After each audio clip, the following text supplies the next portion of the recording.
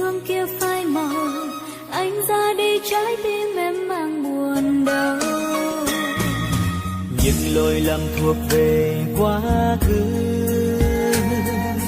anh xin em hãy quên đi người, để cho anh được quay lại, được yêu em bao tháng ngày, tay trong tay với nhau trên đoạn đường dài.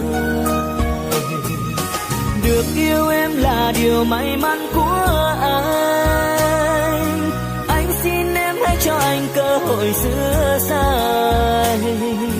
Dù rất muốn yêu anh thêm lần thứ hai, nhưng cảm giác con tim thật sự lo sợ.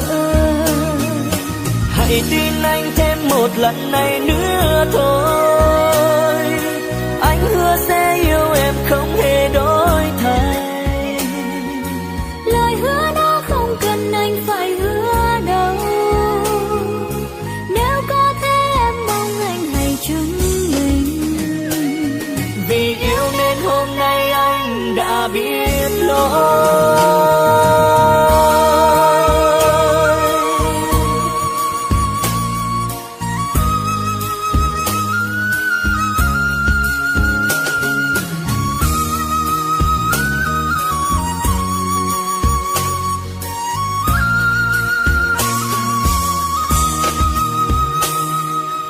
Những lỗi lầm thuộc về quá khứ,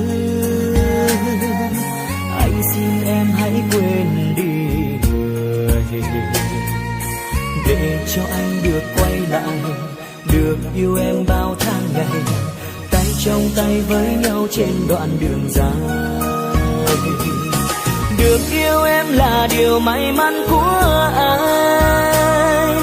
anh xin em hãy cho anh cơ hội sửa sai. Dù rất muốn yêu anh thêm lần thứ hai, nhưng cảm giác con tim thật sự lo sợ. Hãy tin anh thêm một lần này nữa thôi, anh hứa sẽ yêu em không hề đổi thay. Lời hứa đó không cần anh phải hứa đâu, nếu có thế em mong anh hãy chứng minh. Vì yêu nên hôm nay anh đã biết lỗi, được yêu em là điều may mắn của anh xin em hãy cho anh cơ hội sửa sai. Dù rất muốn yêu anh thêm lần thứ hai, nhưng cảm giác con tim thật sự lo sợ. Hãy tin anh thêm một lần này nữa thôi,